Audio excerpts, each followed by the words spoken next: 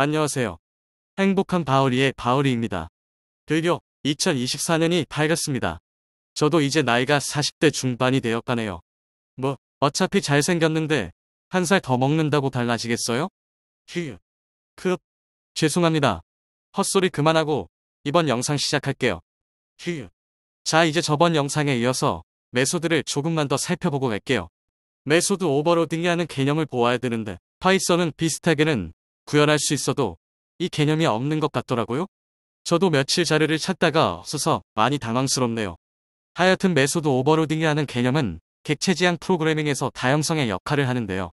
원래는 맥의 변수들의 개수 또는 타입이 달리하는 같은 이름의 메소드가 여러 개가 있는 모양이고 메소드에 들어가는 인수의 개수나 타입에 따라서 호출되는 메소드가 결정이 된답니다. 그런데 아까 말씀드린 것처럼 파이썬은 이게 안 되어서 이걸 아주 뺄까 하다가 비슷하게라도 만들어 보았습니다. 저 착하죠? 하여튼 예시를 보시면서 설명 들으시면 더 좋으실 듯요. 파이썬에서의 메소드 오버로딩을 하는 법은 예전에 살펴본 기본 인수로 눈 가리고 아웅하는 식으로 하셔도 되고 지금 나오는 가변 인수 또는 키워드 가변 인수로 하는 방법도 있고 무슨 패키지인지는 까먹었는데 패키지를 임포트해서 하는 방법이 있는데 복잡하니까 가변으로 하세요. 먼저 가변 인수는 메소드에 들어가는 인수의 개수에 따라서 맥의 변수의 개수도 바뀌는 거죠. 이때 맥의 변수의 타입은 튜플인데요. 튜플의 특징이 무엇인지 기억하시죠? 중복은 가능하지만 수정은 못하는 녀석이고 사용은 리스트랑 같은 방법이고요. 가변 인수를 만드는 법은 맥의 변수명의 앞에 별표를 살포시 붙여주면 끝인데 관습적으로 ARGB를 이름으로 쓴답니다. 쓰는 건 튜플이니까 튜플의 사용법으로 하시면 되고요. 예시를 보시면 쓰잘데없는 클래스가 있죠? 예로 할 게 없어서 억지로 겨우 만든 거랍니다. 어쨌든 메소드를 볼까요?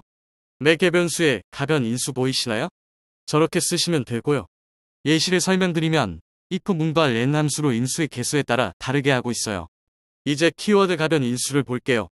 이 녀석도 가변이 들어가니까 의의 녀석이랑 같겠다는 느낌적인 느낌이 드시죠? 드셔야 되는데 하여튼 가변 인수랑 차이점이 무엇일까요?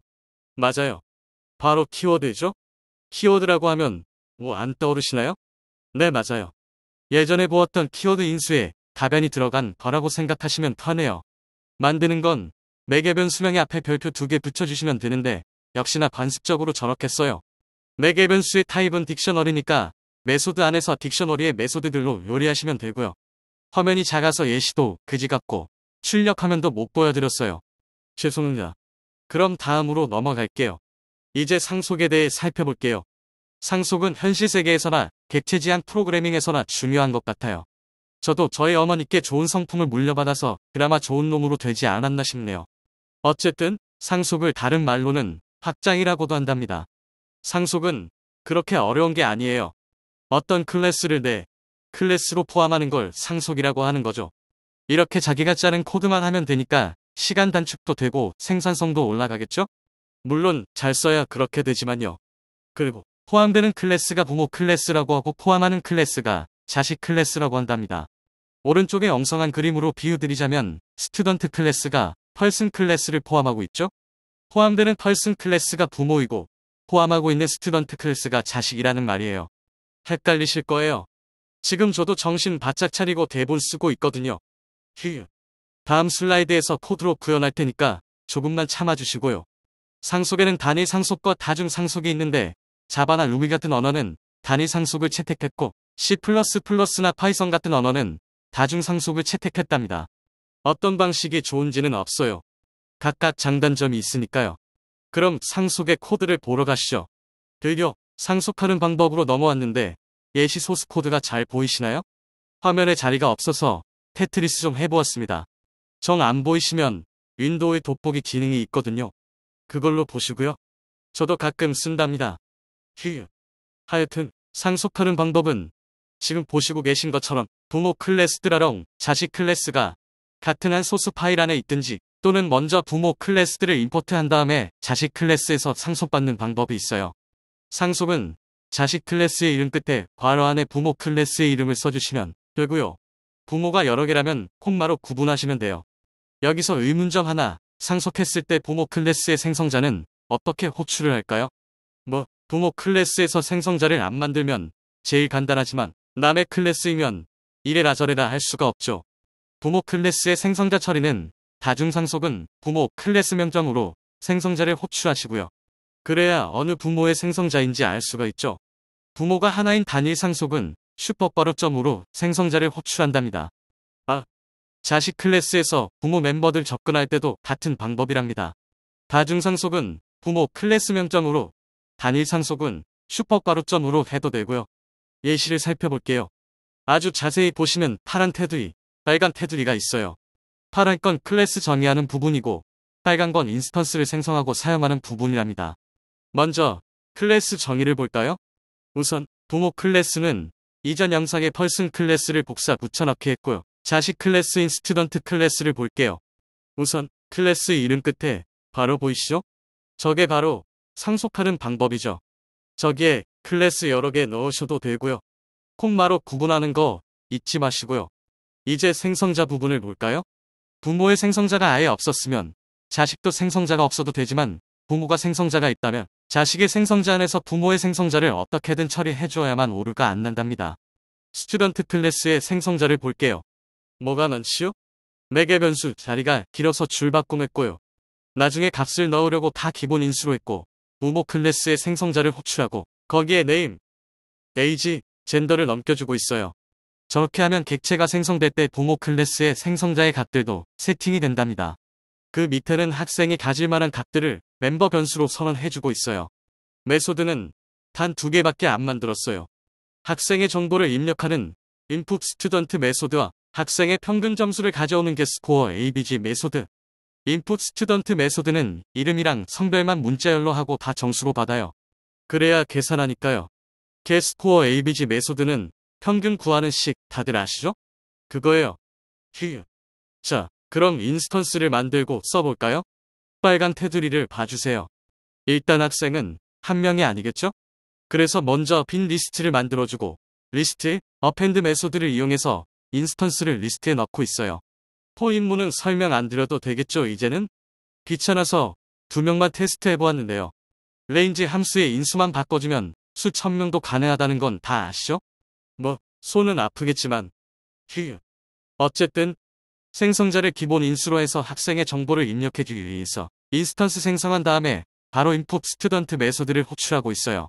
지금 2명만 테스트라서 다 하면 한 번 더 하겠죠?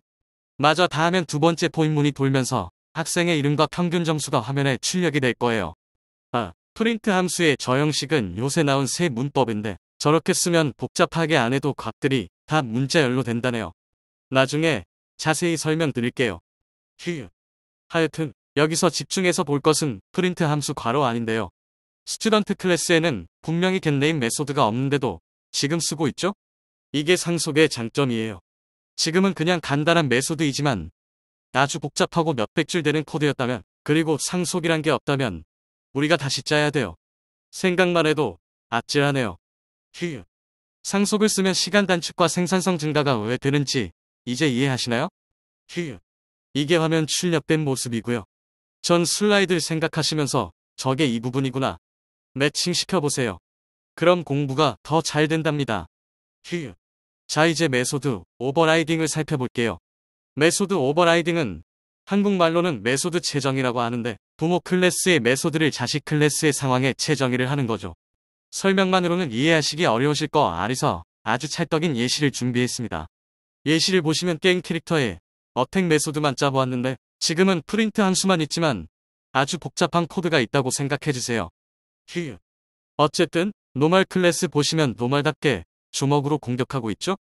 워리어 클래스는 노멀 클래스를 상속받았지만 전사는 주먹 말고 무기를 들어야 하겠죠? 그럼 메소드를 새로운 이름으로 만들어야 할까요? 새 이름으로 또 만들면 나중에 코드가 길어지고 복잡해져서 읽기도 힘들고 수정하려면 복잡해서 비추천을 한답니다.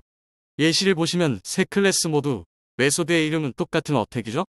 예시를 더 볼게요. 매지션 클래스도 노멀 클래스를 상속받고 있어요. 그렇지만 마법사니까 마법으로 공격해야 하겠죠?